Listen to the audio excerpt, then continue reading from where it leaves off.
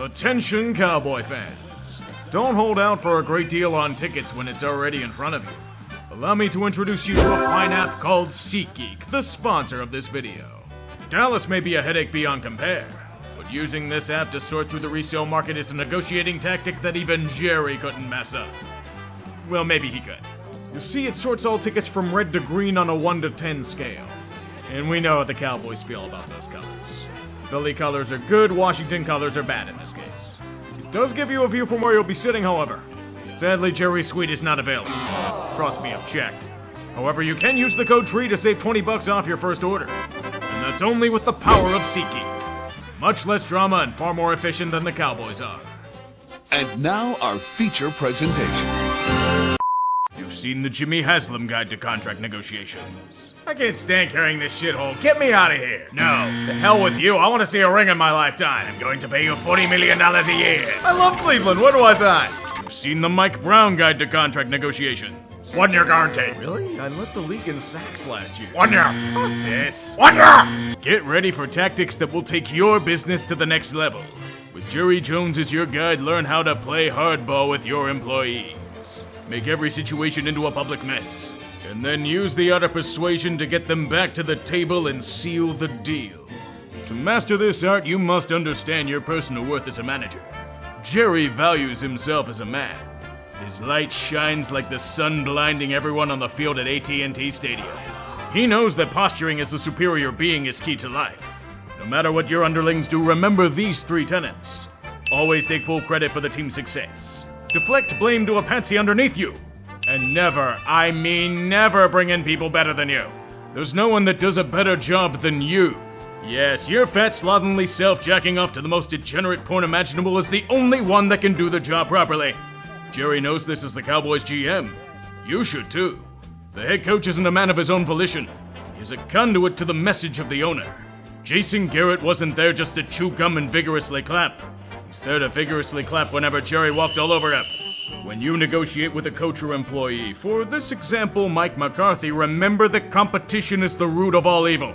Capitalism is great, except when labor is allowed to choose where they work. The Chicago Bears want to interview him. His contract may be expiring, but he's still under contract. To properly respond to this inquiry, repeat the following.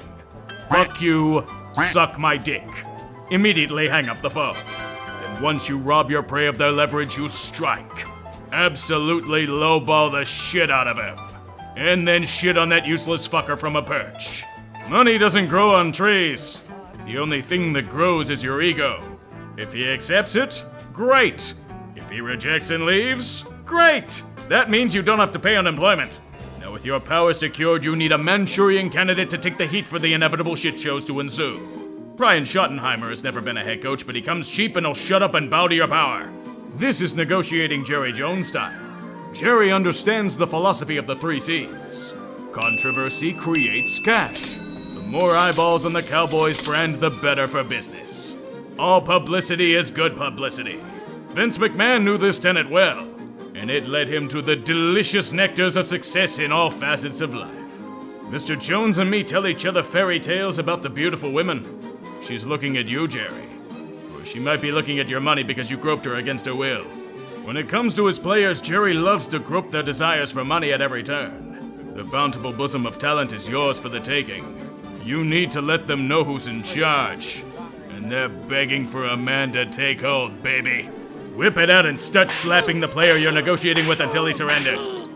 Or most likely gets drawn out into a headache-inducing public spat. Why negotiate with logic and haste? Contracts are a game of chess played by masters of the art of business. You need to know when to strike. The key is to wait. And wait, then keep waiting. Other players can be signed setting the market value for your product higher than originally thought, but what goes up must come down. It's common knowledge. The NFL isn't like any other business, however.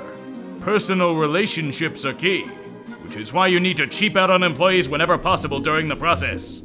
Better yet, throw them under the bus publicly for even daring to imitate Oliver Twist at the orphanage. Just because we signed him doesn't mean we're going to have him. He was hurt 6 games last year. Seriously.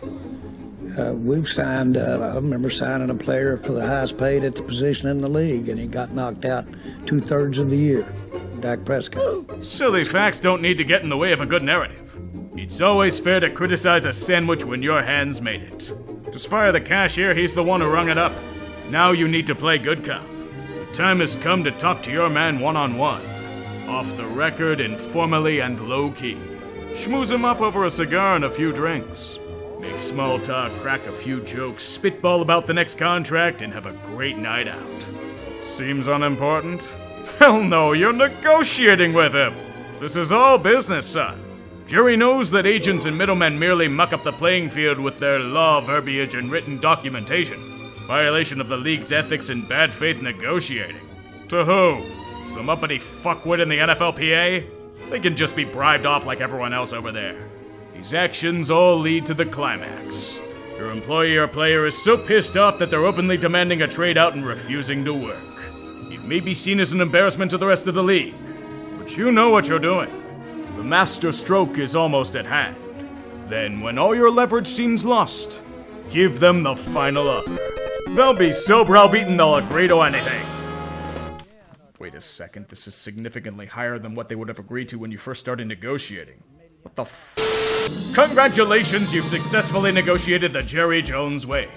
Look at these success stories of business genius.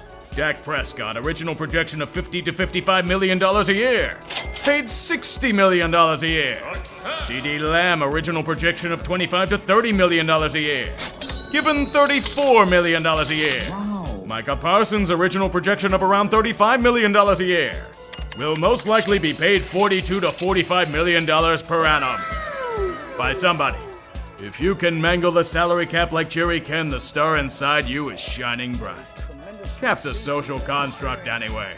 So next time you're dealing with an unruly employee requesting a raise or promotion, think of these steps to succeed. If you make them want to take a shit on your office desk, you're doing it right.